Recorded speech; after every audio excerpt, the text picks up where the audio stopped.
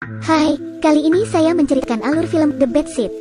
Seorang anak bernama Emma melihat temannya memiliki jam tangan baru. Lalu Emma sengaja menjatuhkan temannya itu. Dan ia pura-pura peduli lalu membantu temannya bangun. Tapi diam-diam Emma mencuri jam tangannya. Dia berpikir bahwa dia cukup cerdik untuk mengelabui temannya.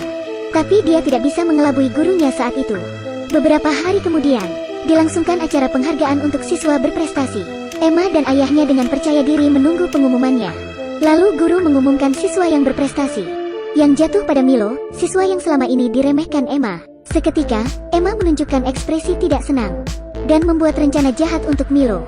Selesai acara, Emma mengajak Milo untuk ke pinggir tebing. Setelah Milo berhasil masuk jebakan, apa yang kau inginkan, Emma? Setelah Emma menjatuhkan Milo dari atas tebing, Emma segera menemui ayahnya kembali. Tidak lama kemudian, terdengar teriakan siswa lain. Ternyata, mereka menemukan Milo jatuh di bawah tebing. Tapi nyawa Milo tidak bisa tertolong lagi. Dan besoknya setelah kejadian, pengacara dan guru datang ke rumah Emma untuk penyelidikan. Karena sekolah mendapat petunjuk dari 3 siswa lain yang melihat Milo bersama Emma pergi ke tebing. Di sekitar sekolah setelah acara, pastinya bermain bukan menjadi alasan berada di tebing. Bu guru curiga semuanya ada hubungannya dengan Emma. Ternyata pembicaraan mereka ada yang menguping, yaitu Emma dan pengasuh barunya, Chloe, dari balik dinding. Chloe baru mengetahui kebiasaan buruk dari Emma. Emma yang ingin tamunya segera pergi, dengan sengaja memecahkan toples dan pura-pura jatuh ke lantai. Kejadian itu berhasil menyela percakapan di ruang tamu. Chloe yang melihatnya, terkejut dengan akting Emma dan kebohongan yang lainnya. Ketika ayahnya, David, membalut luka putrinya. Dia bertanya apakah putrinya bermain di tebing waktu kejadian kemarin. Mendengar ayahnya mengungkit lagi, Emma sangat kesal. Emma berkata bahwa dia tidak suka teman-temannya yang jahat, juga tidak menyukai anak lain yang menjadi saksi. Emma menunjukkan rasa tidak bersalah. David kemudian menghibur putrinya dan menenangkannya. Dia berpikir bahwa putrinya memang difitnah teman-temannya, tapi ketenangan itu tidak berlangsung lama. David terus-menerus memperhatikan foto yang diambil hari itu. Lalu dia merasa ada yang tak beres. Dia melihat perilaku aneh putrinya, yang menatap ke medali di leher Milo. Wajahnya seperti berniat ingin merebut medali itu. Tapi David masih ragu-ragu dengan pemikirannya. Dan hal lainnya, ketika Chloe sedang bermain dengan Emma, dia diancam oleh Emma karena beberapa hari lalu Chloe terpergok oleh Emma ketika akan mencuri barang. Tapi Chloe berbalik menyerang Emma. Dia menakut-nakuti Emma. Jika kamu ketahuan membunuh anak itu, kamu akan dibawa ke kursi listrik dan disengat listrik lalu mati. Bagaimanapun, Emma masih anak-anak, jadi dia merasa takut dan terancam. Ketika bu guru datang lagi untuk menyelidiki pembunuhan, Emma diam-diam meletakkan sarang lebah yang besar di belakang jok mobil ibu gurunya. Tapi sayangnya, ibu guru tidak menyadarinya. Emma adalah anak gadis kecil yang menakutkan. Untuk mencuri medali siswa berprestasi teman sekelasnya, dia berani mendorong temannya jatuh ke bawah tebing. Karena ibu guru selalu mencurigai perilakunya yang bermasalah, Emma ingin menyingkirkan ibu gurunya sendiri secara sadis.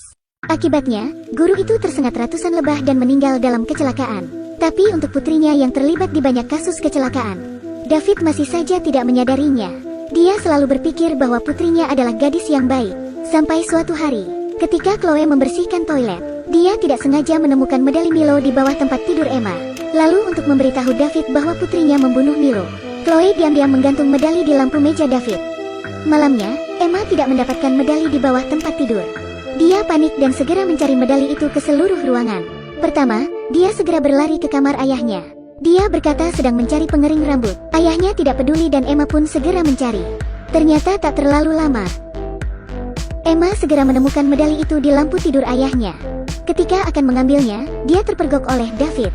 Lalu David menanyakan tentang medali itu kepada putrinya. Emma dengan licik menjawab bahwa dia juga tidak tahu. Pada saat yang bersamaan, Chloe mendatangi mereka dan tanpa ragu-ragu berkata, "Saya menemukannya di bawah tempat tidurnya." Chloe yang percaya diri tidak menyangka bahwa kata-katanya bisa membawa bencana fatal baginya. Emma pun tersenyum lembut pada David. Dengan licik, dia menyangkal tuduhan Chloe.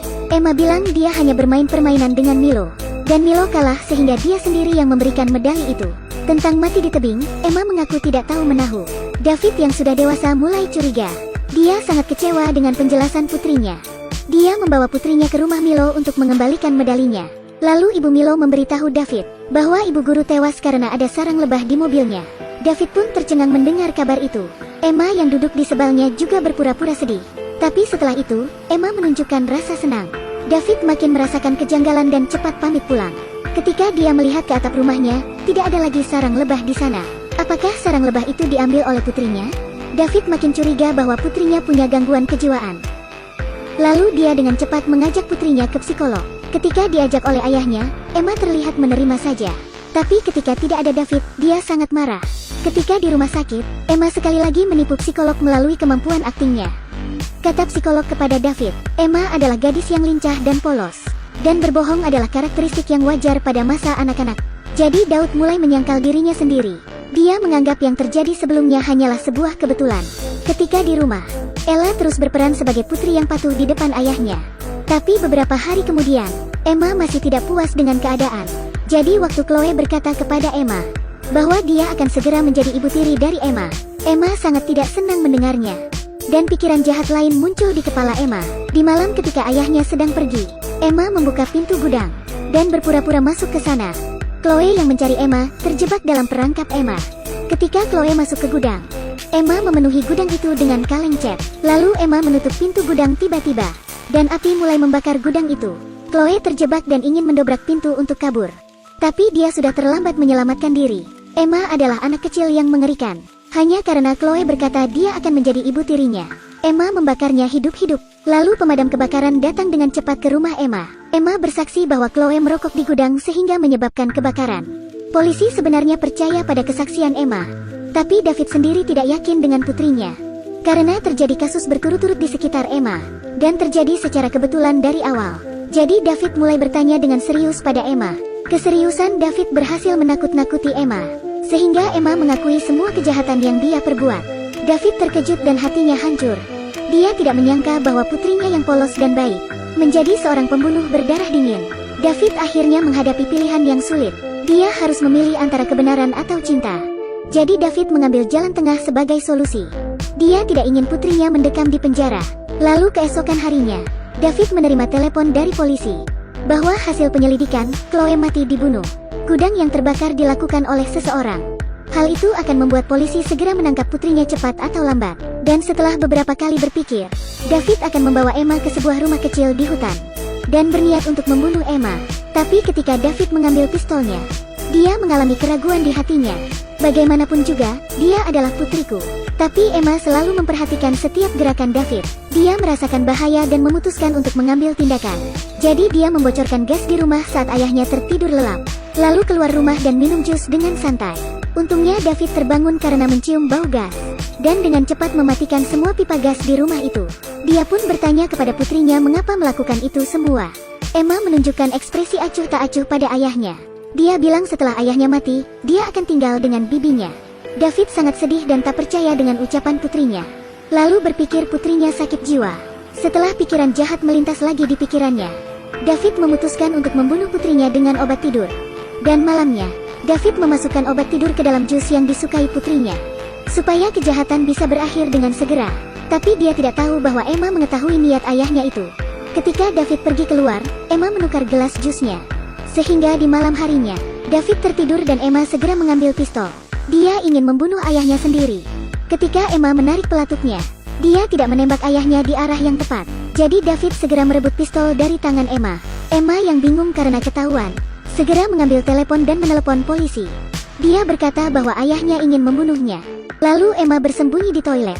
Pada waktu itu, seorang tetangga mendengar suara tembakan dan mencari tahu. Di toilet, Emma berpura-pura menangis dan berteriak minta tolong.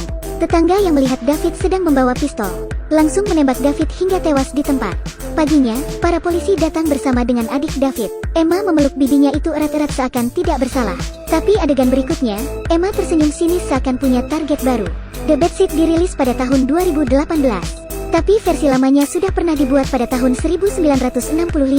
Yang berbeda dalam film terbarunya adalah sutradaranya berperan juga sebagai David dalam film ini.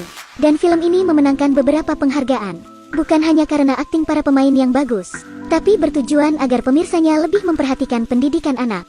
Setiap anak yang lahir adalah halaman kosong. Orang tua dan lingkungan sekitar akan menggoreskan tinta di kertas itu. Dalam film ini, Emma adalah orang yang cuek dengan orang lain. Alasan terbesarnya adalah karena David selalu sibuk kerja dan jarang mempedulikan anaknya. Banyak orang tua menyukai anak yang patuh dan bisa mandiri mengerjakan sesuatunya. Tapi orang tua mengabaikan kegembiraan masa kecilnya. Bagaimana pendapat Anda? Apakah Anda setuju? Terima kasih sudah menonton, sampai jumpa lagi.